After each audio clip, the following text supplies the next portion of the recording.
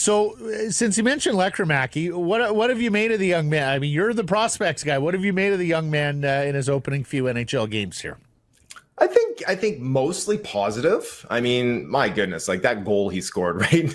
94 miles an hour off the back foot, no hip twist involved, just like caught it in flight and let her rip. Like there's only a handful of players in the league that can even do that. So the goal scoring, that was amazing. That was great. You know, he's looked pretty dangerous with the puck at times. He's also looked really raw and like a 20-year-old in the NHL where he tries to do something and coughs it right up to the opponents, right? Or you know, tries to feed it through a couple of seams and it just gets picked off immediately. So there's going to be some up and downs with his game. And he can't be expected to be a driver on that line, on a top line next to Miller. So as a passenger, I think he's done well. I think he's going to get an extended look because it sounds like Boeser's going to be out for a little bit here. You know, whether he can stick around after that or whether he can even stick around for the duration, you know, it's going to be kind of, I don't think this is the last of the AHL that he's seen. I don't think he's ready to really step in and lock that spot down, but I think he's been good in the role that they've asked him to play. But it's tough, especially, you know, they were the low minute line last game there too, because Miller was getting benched. And so on minutes alone, it was a fourth line position for him, which is where you probably want a 20-year-old rookie like that getting, you know, the 14, 15 minutes a night is just fine while seeing a couple on the power play too. What's ultimately more concerning for you though, the goal scoring of this team or the defending of this team, and maybe even the goalkeeping of this team? But I think that's probably lowest priority of the three. Well, it's tough, right? It's like a lot of players were clicking and Pettersson wasn't. And now Pettersson's kind of the only guy clicking a little bit here. I know Garland, he's been maybe their most consistent forward all season long. But, you know, it's an S&P hit here. So it's the giving up goals. It's that second pair. It's the blue line that concerns me the most because there's no obvious answer to that. Up front, you know, guys will get hot. They'll get cold. You can ignite them. You know, you can mix and match a little bit. And there's all sorts of line combinations that you can try to start getting things going. There's not much you can do on that blue line right now. Like it is a paradox that can only be solved with an injection of talent elsewhere. They don't have that in the system right now. So, first of all, it's an S&P hit, so he picks the defense. We are not browbeating you into picking the defense week upon week here, Cam. No, it's all me. Just so that's clear for everyone. Yeah. What about elevating Brandstrom and playing him with Myers on the second pair? Yes, but you're going to have to change the way you deploy Myers or the way you deploy that second pair in general, because Soucy and Myers take all the defensive zone draws. Brandstrom takes no defensive zone draws. Like they've been sheltering him well, and it's been effective. And that I think is a big reason why it has been effective, right? If all of a sudden you throw him in there and he's seeing 60% of his starts in the defensive end, I don't think fans are going to be as impressed with Erik Brandstrom anymore. So yes, you could move him up there and play him with Myers, but you're going to have to start equaling out, balancing out those defensive zone starts. But you know, sliding Hronek down, moving Myers up, like it kind of diminishes that top pairing. And I'm not a huge believer in Hronek being able to carry a pair on his own. I think he maybe can for short bursts, but he's not. He looks excellent with Hughes, but he, when he played on that second pair and he's trying to run his own one, then they're getting cratered on the shot share as well. So like I said, it's, someone asked me, actually my dad asked me, he's like, what about, Elias Pettersson, the defenseman coming up, putting him with Brandstrom and have them take some more minutes. It's like, yeah, that'd be great. But now you got two kind of low experience guys. One's offensive, one's defensive, but like you can't really trust a 20-year-old in Elias Pettersson to be eating all those defensive zone draws again too. So you really need Carson Soucy to figure it out. Whatever's going on with him is the key, right? But if you go Brandstrom Myers, well, you'd be two lefties with Brandstrom and Pettersson too. Yes, you would. You'd have to put Brandstrom on the right. Can you not work with Brandstrom a little bit? Like, this is not Kyle Burrows or Troy Stetcher here. This is not a 30-year-old who just is what he is.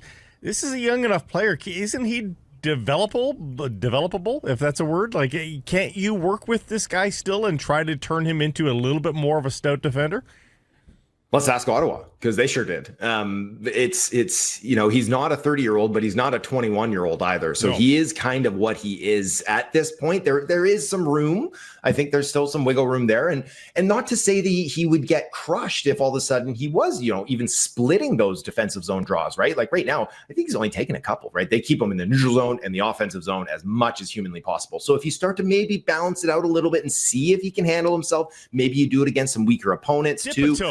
Dip a toe, right? Yeah. I'm open to that. I'm open to that because he has been very good. And if this is a player that the team is interested in, like maybe extending, then you want to know that he can do more than just eat up sheltered third pairing minutes, right? Yes. Yeah. I mean, he's been a revelation, but they ultimately still do need to make that trade for a top 4 defenseman. Oof. The problem is the market just doesn't sound like it's there yet, Cam. I mean, are you seeing anybody that just seems ripe for a trade just yet here at the 17 to 20 game mark of the season?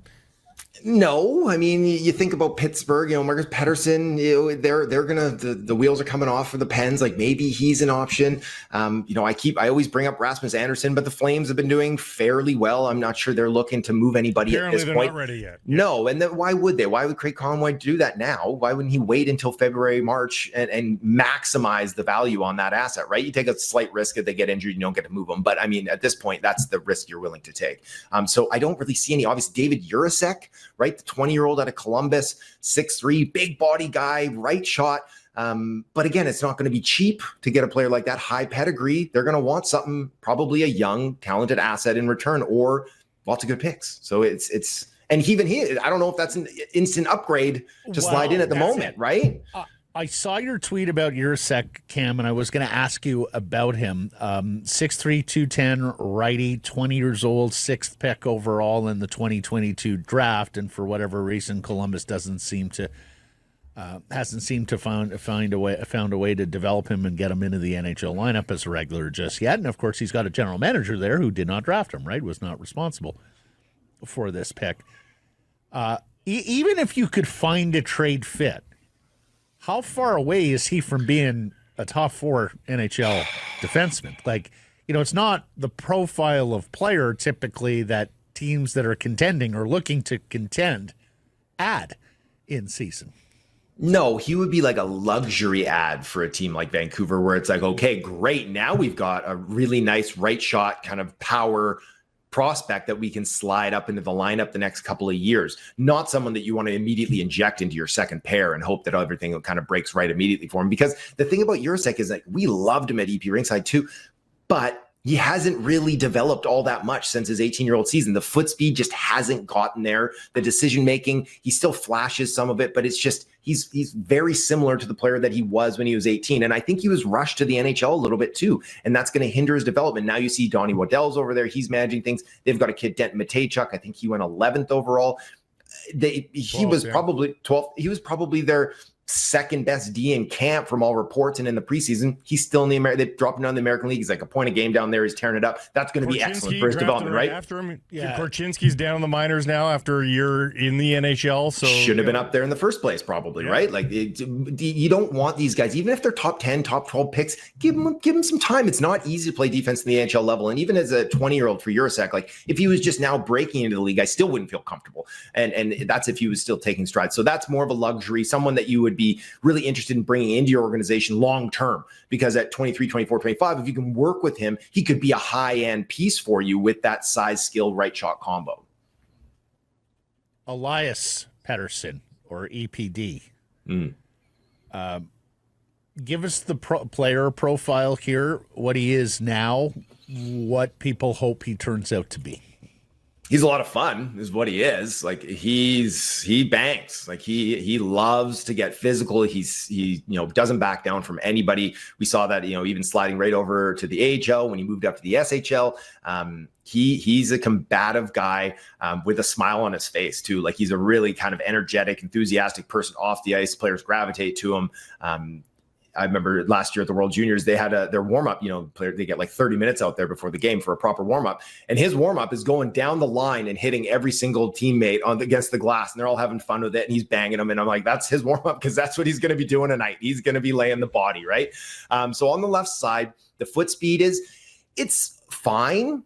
He does get caught, on that pivot, on that turn against speed, especially if someone can catch him with a nice little inside fake and then blow wide on him, is that he can get turnstile at times still. And to step into the AHL this year is like, he was still working up to that speed. To step into the NHL now, he's going to be really trying to catch up at that speed too. But, he can still make a good outlet pass, simple stuff, nothing super creative, but enough to get you by long term though.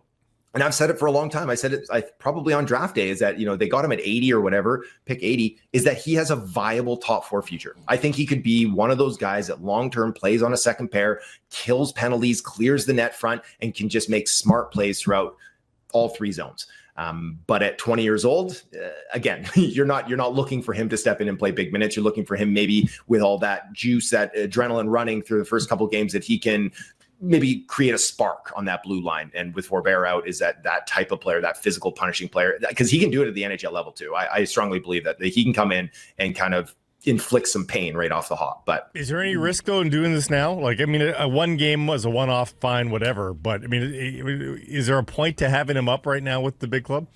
Well, we just talked about not rushing guys, right? Is that you don't want to. Now, he's not one of these guys that you're rushing. You're risking like a high end offensive future, or leaning on him. But I think giving him a cup of coffee, I think that's just more of a feather in his cap to commend the play that he's done in the American League so far this year, as transitioning as a rookie over to North American Pro Hockey. So, but yes, give him a game or two, sure, fine, and then I probably would send him back down. I wouldn't have bet that this happens for Lekkerimaki or Pettersson at this point in the season. And so at this rate, will they do this for Kirill Kudryavtsev, who's maybe arguably been as good as Lekkerimaki at the AHL level?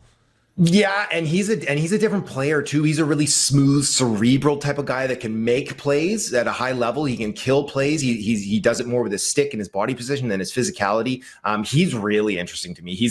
I like that kid a lot too. So again, if that's, if they want to give him a look, you can just keep kind of injecting these guys into the bottom of your lineup, and you're going to get something out of them for a game, maybe 2 games, and then you can send them back down, and they can work that, and that can that can work the cap situation for them too. So there's a lot of little elements they can do, but none of them are going to really move the needle for you, right? At the end of the day, they simply must add something on that blue line. Interestingly, they're both 20-year-olds, Kudryavtsev and Pettersson. They both turned 21 in February, 11 days apart, actually, in February. Back on Lekkerimaki for a moment, because Blake jumped in there. I wanted to ask a follow.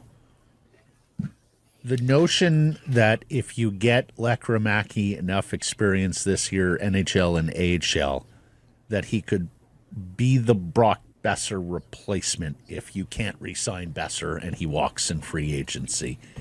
Is that too ambitious to you? Is that right on the nose? Give me your sense on Lekkerimaki as Boeser replacement next year, should it be required. It's not something I'm pushing for, that's for sure. I think that, the concussion, obviously it's brutal and it was a terrible hit and it sucks that Boeser's out, but I'm not sure it's hurting his stock. It's, his contract negotiations, to see the impact that he has left behind now, where the team is struggling and Miller's struggling so much, that's not going to hurt his value in contract negotiations. But I think Vancouver needs to do everything they can to bring him back. And if they don't, to trust the 21-year-old Lekkerimäki, even if he had 30 games of NHL experience this year, 40 games, or he put up a point a game in the AHL, I think that's a lofty ask for a team that is in their contention window at this point. So they're also different players, right? Brock came into the league as a similar player to Lekkerimaki, is that he's a shooter, right? He's a goal scorer. He finds those pockets and he can get it off in a hurry, but he's developed into a really deft, two-way playmaker as well, right? Like he can make plays, he can stop plays, he can shoot the puck, he can get to the net front, he can be a bumper guy. Lekkerimäki, he's not all those things, and he probably won't be for a while if he ever gets to that level, right? He might be a better pure goal scorer than Brock. His shot is better, yeah, exactly, right. But remember that shot that Brock had, like when he first came into the league too, right? It's gone. I know. Just above average shooter probably, but he's not a great shooter. Well, the league's gotten better. Yeah, and the thing about Jonathan too is that it gets off so quickly. Brock had a little bit more of a wind up. That wrist shot is that if he had time and space, he could beat anybody. It didn't matter if they were standing right in front of him; he could beat him. Lekkerimäki, he fires it, right? It just explodes off his stick in a hurry, whether it's the snap or the slap or what in flight. Like I really can't express how impressed I was with that goal, to get so much velocity off your back foot without any sort of hip torsion there. Like that was crazy to do. I don't know if I've ever seen it. So yes, you're right. He's a better goal scorer, but he is just a goal scorer at this point. Like he's not going to just automatically develop that playmaking ability too. So no, I would not be a big fan of just being like, okay, well, we got him and he's cheaper and we can spend our money elsewhere. And then sure, if you bring in someone who can, similar ilk to Boeser, maybe a little light, then I guess it could, put them together and they could work out to be the same level. But if I'm running the show there, I'm giving him his contract starting with the number 8, and I'm happy to do it. You make us smarter every time we talk to you, Cam. Thank you for this. Typically, we ask them about a prospect every week, but EPD is the prospect we went that down we the talked moose. about. We went down the moose a little bit. Yeah. Awesome. I said moose. You did. Old school, Manitoba. Outdated a reference is moose. The Syracuse Crunch Report coming up. Yeah, no kidding. Yeah. Where did that come from? Chicago Wolves. There you go. Till next Tuesday. Thanks, Cam. Cheers.